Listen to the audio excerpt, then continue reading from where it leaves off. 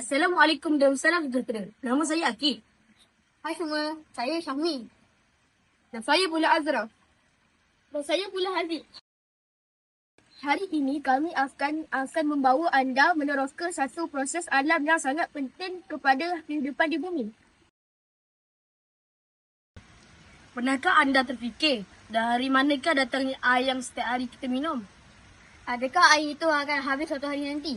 Sebenarnya, air sentiasa bergerak dalam satu proses yang dipanggil kitaran air.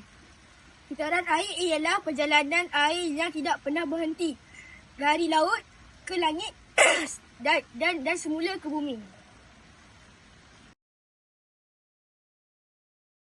Segalanya bermula dengan matahari.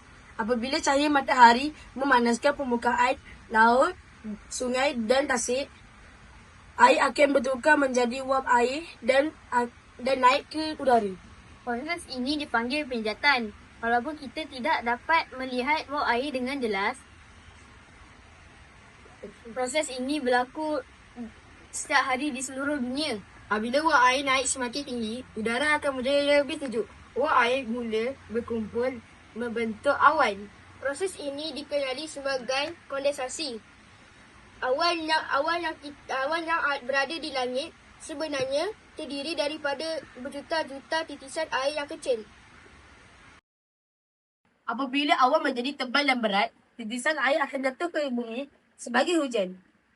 Proses ini dipanggil respirasi. Air hujan yang turun akan mengalir melalui sungai, meresap ke dalam tanah dan akhirnya kembali ke laut.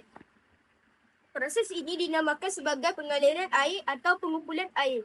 Selepas itu, kitaran air bermula semula tanpa henti. Antara cara yang boleh kita lakukan ialah mengguna air dengan berjimat cermat. Kita juga perlu menutup paip selepas digunakan supaya air tidak dibazirkan. Selain itu, kita mesti mengelakkan pencemaran sungai dan laut. Kita juga boleh menyita semula air. Contohnya menggunakan air basuhan sayur untuk menyiram tanaman. Kesimpulannya, kitaran air memastikan bekalan air sentiasa berterusan di bumi. Air sangat penting kepada manusia, haiwan dan tumbuhan. Oleh itu, kita perlu bersama-sama menjaga dan menghargai sumber air. Sekian pembentangan daripada kami. Terima kasih.